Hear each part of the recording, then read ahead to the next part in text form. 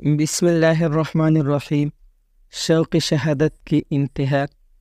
2 ہجری میں رسول پاک صلی اللہ علیہ وسلم اپنی جانثاروں کے ساتھ غزوہ بدر کے لیے مدینہ منورہ سے چلنے لگے تو آپ صلی اللہ علیہ وسلم کے 2 جانثاروں کے درمیان عجیب قسم کی تکرار ہو گئی۔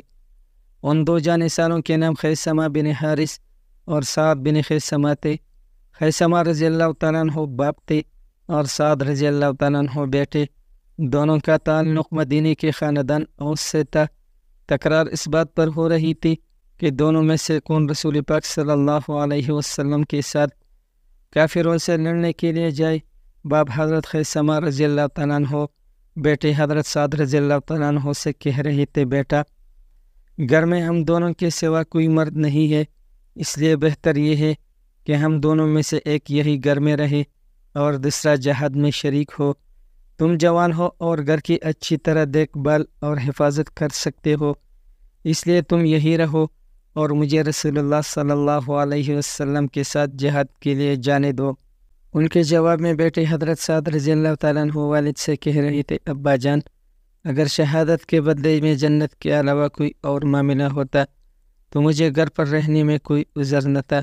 مجھے اللہ تعالیٰ نے اتنی طاقت دی ہے کہ میں رسول اللہ صلی اللہ علیہ وسلم کے ساتھی ہونے کا حق پوری طرح ادا کر سکوں، اس لیے آپ گھر پر رہیے اور مجھے جہاد پر جانے کی اجازت دیجیے، شاید اللہ تعالیٰ مجھے شہادت نصیب فرمائے۔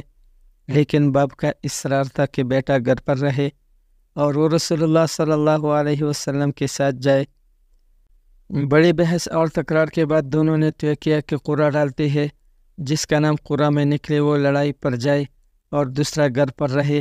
ایک روایت یہ ہے کہ باب حضرت خیثمہ رضی اللہ تعالیٰ عنہ نے قرعہ ڈالنے کی تجویز پیش کی، جسے بیٹے نے منظور کر لیا۔ قرعہ ڈالا گیا تو بیٹے حضرت سعد رضی اللہ تعالیٰ عنہ کا نام نکلا۔ ان کو اس قدر خوشی ہوئی کہ قدم زمین پر نہ ٹکتے تھے۔ والد بھی اب مجبور ہو گئے کہ گھر پر رہے اور بیٹے کو جہاد کے لیے رسول پاک صلی اللہ علیہ وسلم کے ساتھ جانے دے۔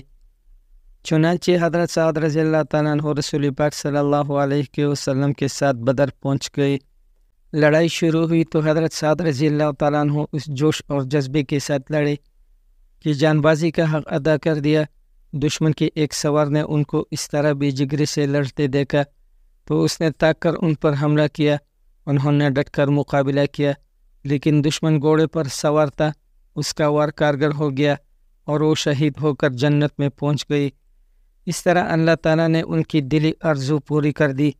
3 ہجری میں غزوہ احد پیش آیا تو شہید بدر حضرت سعد رضی اللہ تعالیٰ عنہ کے والد حضرت خیثمہ بن حارث رضی اللہ تعالیٰ عنہ شہادت کی تمنا دل میں لیے اس میں شریک ہوئے اور بڑی بہادری سے لڑے۔